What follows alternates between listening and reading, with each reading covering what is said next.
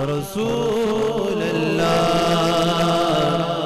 وسلم علیک یا حبیب اللہ۔ یوٹیوب چینل کو سبسکرائب کریں اور گھنٹی کے بٹن پر کلک کریں اور ویڈیو کو لائک، شیئر اور کومنٹ کرنا نہ۔ انا ارسلنا نوحا الی قومہ ان انذر قومک من قبل ان یأتیہم عذاب علیم۔ بے شک ہم نے نوح علیہ السلام کو ان کی قوم کی طرف بھیجا کہ ان کو ڈرائے اس سے پہلے کہ ان پر دردناک عذاب آئے۔ تو حضرات گرامی، حضرت نوح علیہ السلام اللہ تعالیٰ کے بڑے عالی مرتبہ اور بڑی عظمت و شان والے پیغمبر تھے۔ آپ نے اللہ تعالیٰ کے دین کی خاطر بڑی مشکلات اور بڑی سے بڑی مصیبتوں کا سامنا کیا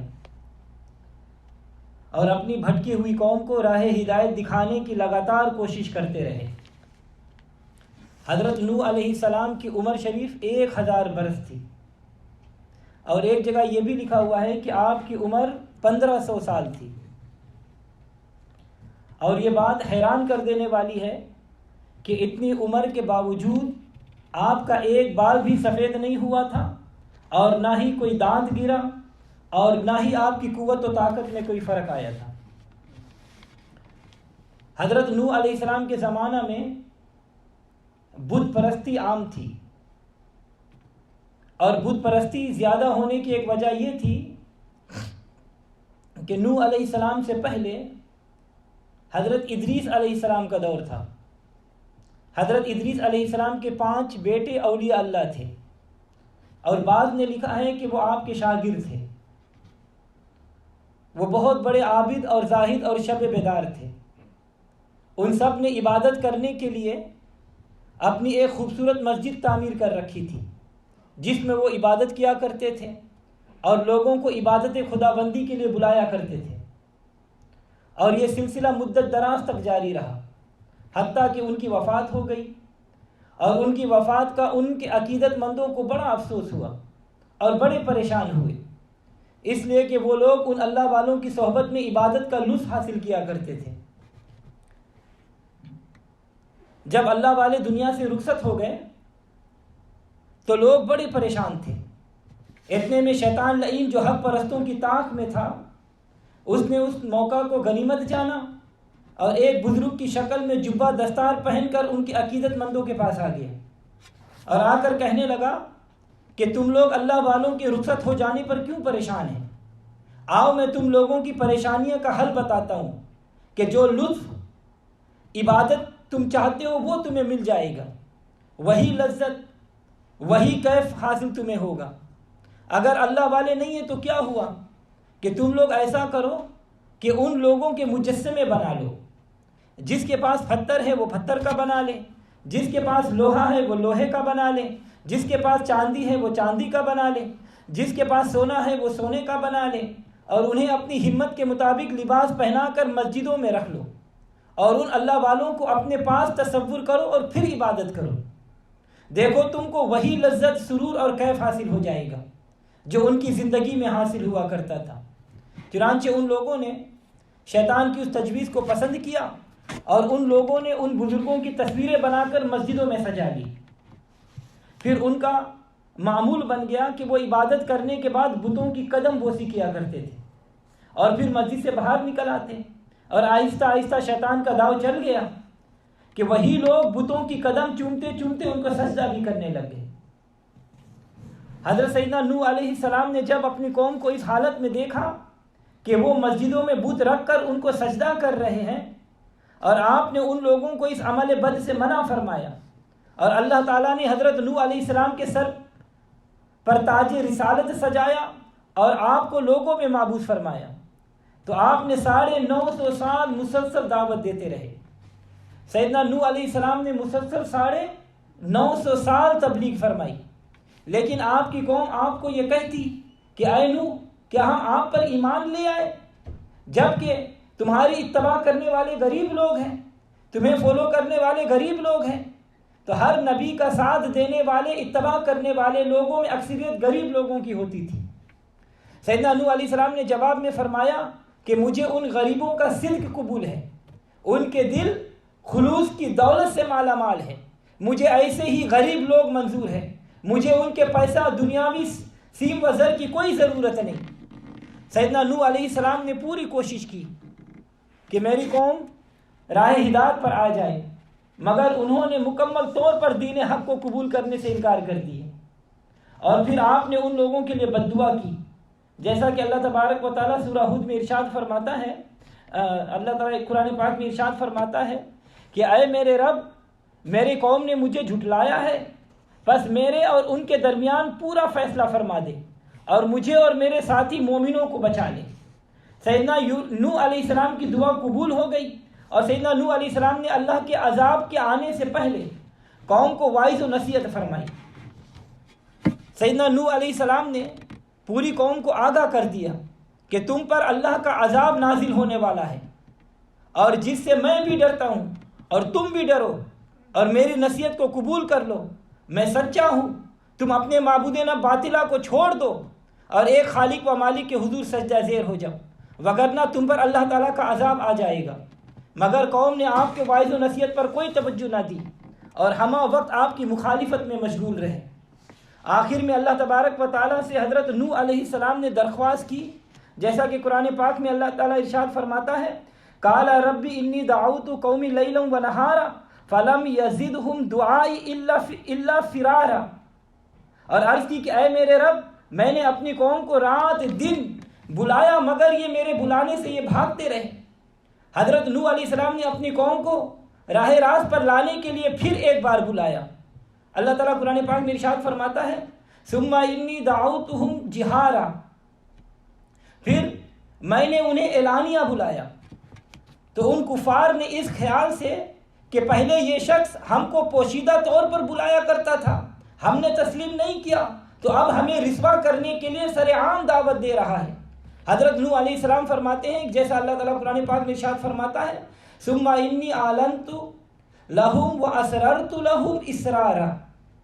پھر میں نے انہیں باعلان بھی کہا اور آہستہ اور خفیہ بھی کہا۔ تو انہوں نے نہ پوشیدہ طور پر دعوت قبول کیا اور نہ اعلانیہ طور پر دعوت قبول کیا اور نہ ہی درمیانی روش کو اپنایا۔ جب تینوں ذریعے سے ان پر اثر انداز نہیں ہو سکے تو نوح علیہ السلام نے اللہ کی بارگاہ میں عرض کی کہ اے میرے پروردگار، میں نے اپنی قوم کو دن رات بلایا مگر ان کے بھاگنے میں اضافہ ہوتا چلا گیا، جبکہ میں انہیں کسی ذاتی مقصد کے لیے دعوت نہیں دیتا، بلکہ میں ان لوگوں کا خیر خواہ چاہتا ہوں کہ ان کی بخشش ہو جائے تاکہ تیری رحمت و عطا کے حقدار بن جائے۔ میں ان پر کوئی سرداری کا طلبدار نہیں ہوں اور نہ ہی میں ان کے مال و دولت کا خواہش مند ہوں۔ اے اللہ، میں تو یہی چاہتا ہوں کہ یہ قوم تیری غضب و جلال سے بچ جائے، شاید ان کی نجات ہو جائے، مگر میری قوم کی حالت یہ ہے کہ یہ لوگ میری حق بات سننا بھی گوارا نہیں کرتے۔ جب میں واعظ و نصیحت کرتا ہوں تو یہ اپنے کانوں میں انگلیاں ڈال لیتے ہیں، اپنے کانوں کو کپڑے سے بند کر لیتے ہیں تاکہ میری آواز ان تک نہ جا سکے۔ یہ لوگ میری صورت بھی دیکھنا گوارا نہیں کرتے، جیسا کہ اللہ تعالیٰ قرآن پاک میں ارشاد فرماتا ہے کہ میں نے جتنی بار انہیں بلایا کہ تو انہیں بخشے، انہوں نے اپنے کانوں میں انگلیاں ڈال دی اور کپڑے اوڑھ لیے اور ہٹ کر چلے گئے اور بڑا غرور تکبر کیا۔ حضرت نوح علیہ السلام کی قوم نے جب دعوت حق کا انکار کیا تو پوری قوم پر ایک نئی آفت آ گئی۔ ہوا یوں کہ ان کے گناہوں کی وجہ سے بارش نہ ہوئی، جس کی وجہ سے کھیتیاں برباد ہو گئی، درخت جانور تباہ ہو گئے اور ان کی نسل بھی منقطع ہو گئی۔ حضرت نوح علیہ السلام نے پھر ان کو راہ حق کی طرف بلایا کہ شاید اب ہی یہ دعوت حق کو قبول کر لے، اس وقت یہ لوگ مشکل میں ہیں، شاید ان کی بخشش کا سامان ہو جائے۔ چنانچہ انہوں نے کہا فَقُلْتُ اسْتَغْفِرُوا رَبَّكُمْ إِنَّهُ كَانَ غَفَّارًا، تو میں نے کہا کہ اے میرے اپنے رب سے معافی مانگو، وہ بڑا معاف کرنے والا ہے۔ حضرت نوح علیہ السلام نے فرمایا کہ اللہ بارش فرمائے گا اور تمہاری مدد بھی کرے گا اور تمہارے لیے باغ اور نہر بھی جاری فرما دے گا۔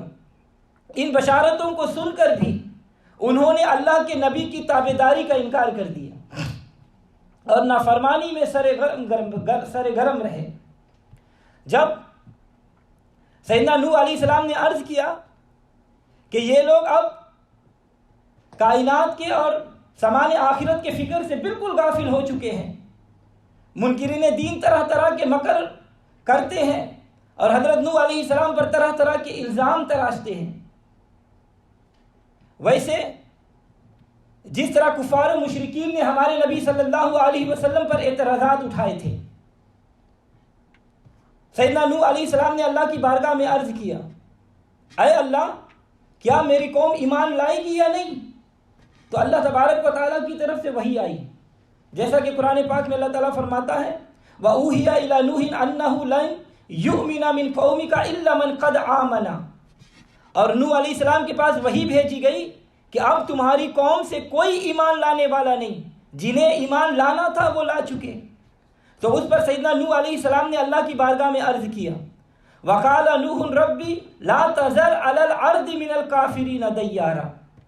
اور نوح نے عرض کی کہ اے میرے رب خطہ زمین پر کافروں میں سے کوئی بسنے والا نہ چھوڑ۔ تو ان کی یہ دعا قبول ہو گئی اور ان پر عذاب جاری ہو گیا، اور اللہ تبارک و تعالیٰ نے حضرت نوح علیہ السلام سے فرمایا کہ اے نوح تم ایک کشتی تیاری کرو اور ہمارے حکم سے اس وقت تک خاموش رہو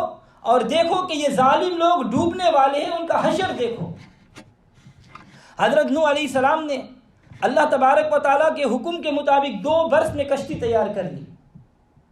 اور اس دوران آپ بالکل خاموش رہے، یعنی آپ نے واعظ و نصیحت کا سلسلہ موقوف کر دیا اور اپنی کشتی تیاری کرتے رہے۔ قرآن مجید میں اللہ تبارک و تعالیٰ ارشاد فرماتا ہے کہ جب اس قوم کے سردار ان پر گزرتے تو ان کا مذاق اڑاتے، بولا کہ اگر تم ہم پر ہنستے ہو تو ایک وقت آئے گا جب ہم تم پر ہنسیں گے، جیسا تم ہنستے ہو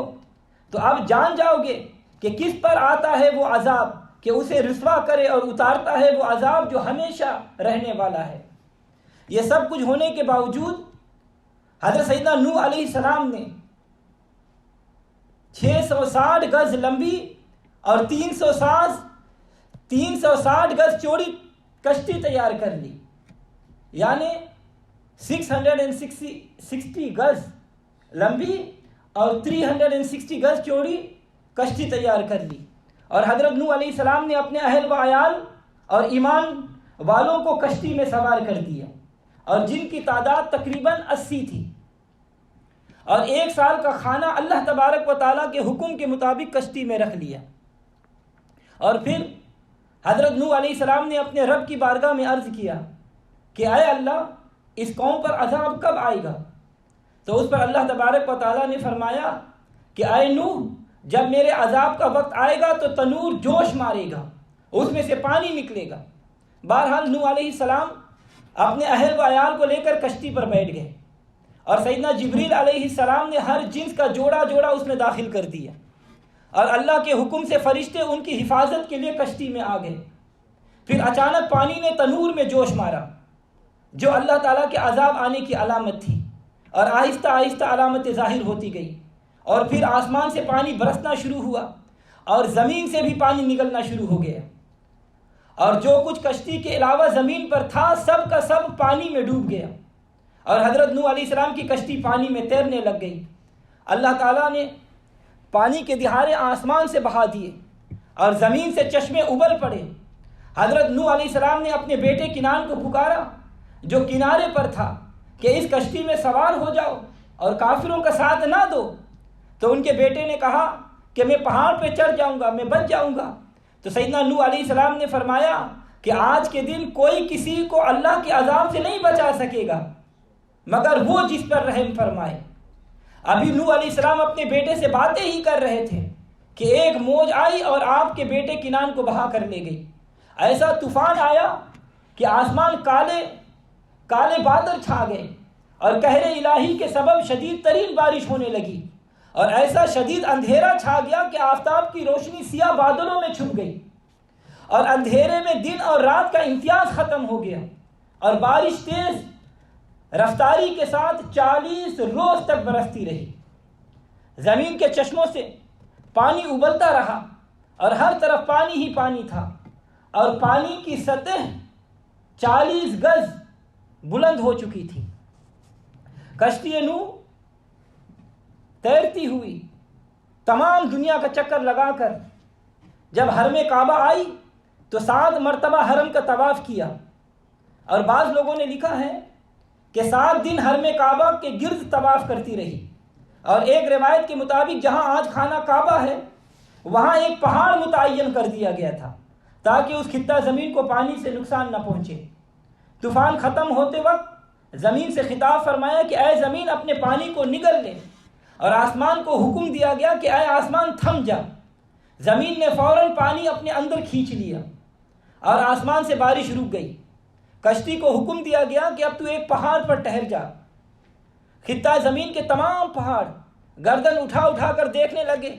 کہ اب یہ کشتی اس پر قیام کرے گی، مگر کشتی چلتے چلتے جودی پہاڑ کے پاس وہاں جا کر ٹھہر گیا، اور حضرت نوح علیہ السلام اللہ کے حکم سے کشتی سے باہر آئے، اور 1 ماہ تک وہ کشتی پہاڑ پر رکی رہی۔ بہرحال یہ عاشوراء کے دن محرم کی 10 تاریخ کو حضرت نوح علیہ السلام اپنے ساتھیوں کے ساتھ کشتی سے باہر تشریف لائے، اور آپ نے اپنے لیے اور اپنے ساتھیوں کے لیے اس دن کو بڑا معزز سمجھا، تو اس دن حضرت نوح علیہ السلام نے روزہ رکھا، اور یہ بڑی برکت والا دن ہے۔ اسی لیے ہمارے آقا مولا صلی اللہ علیہ وسلم نے عاشوراء کا دن روزہ رکھنے کی تاکید فرمائی، اور یہ فرمایا کہ آج کے دن روزہ رکھنے کا اجر عظیم بہت زیادہ ہے۔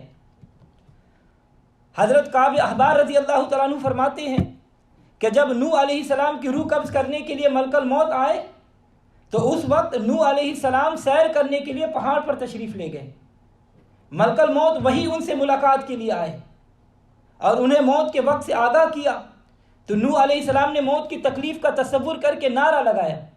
جس کو سن کر جنگل کے تمام جانور جمع ہو گئے۔ تو آپ نے فرمایا کہ اس جنگل میں میری نماز جنازہ کون پڑھائے گا؟ تو ملک الموت نے کہا کہ اس کام کے لیے میرے ساتھ جبریل امین بھی تشریف لائے ہیں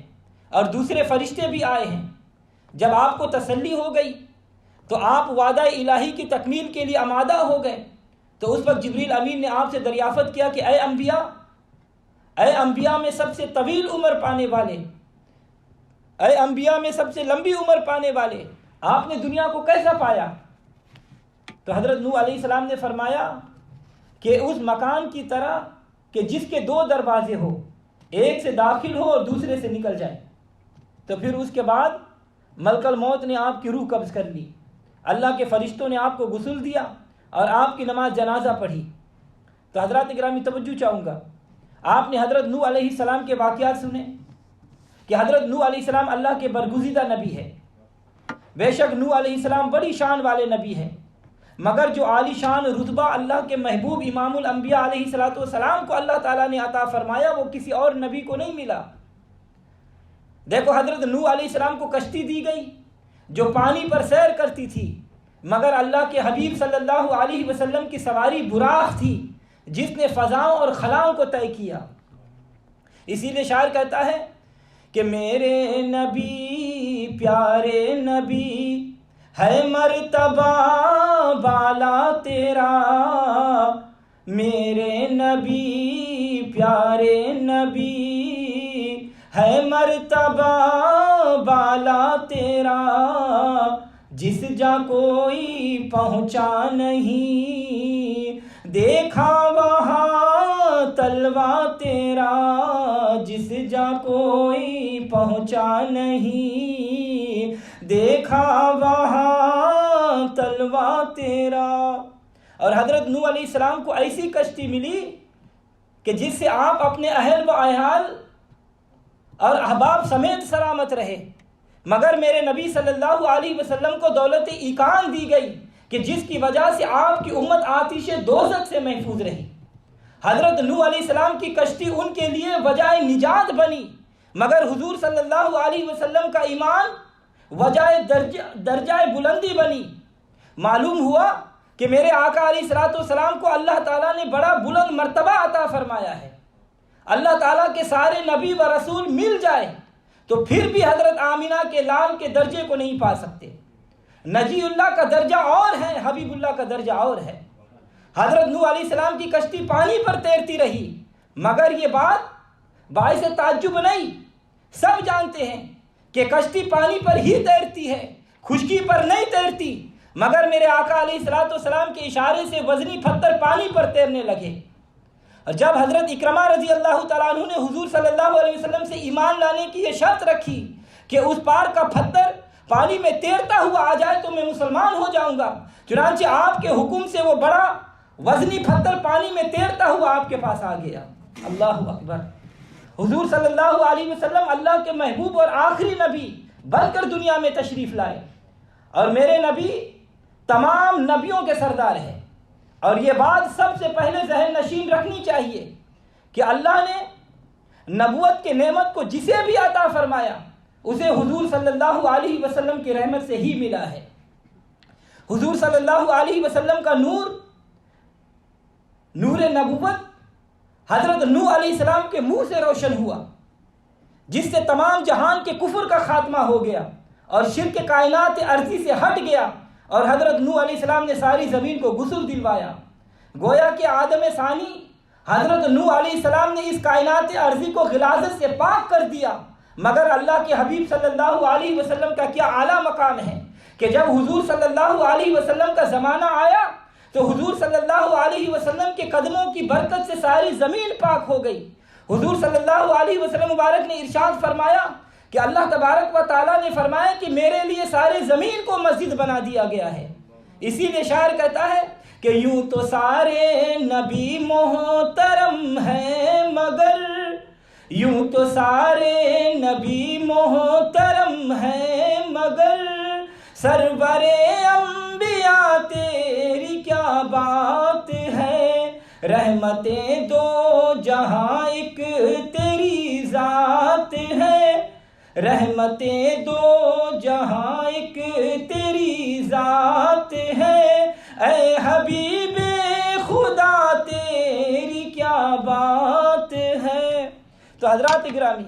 حضرت نوح علیہ السلام کے زمانہ میں سارا جہان ڈوب گیا،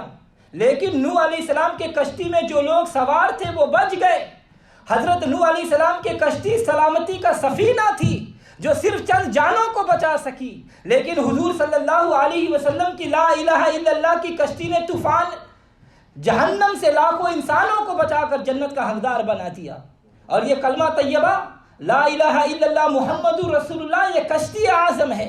یہ خوبصورت الفاظ جو نہایت ترتیب سے مربوط ہے، یہ کشتی نوح کے تختوں سے کہیں زیادہ مضبوط ہے، اور جو اس کشتی اعظم پر سوار ہو گیا وہ جہنم کی آگ سے بچ گیا۔ اللہ تبارک و تعالیٰ کی بارگاہ میں دعا ہے کہ اللہ تعالیٰ مجھے اور آپ کو دین اسلام سے زیادہ محبت رکھنے کی توفیق عطا فرمائے۔ اللہ تبارک و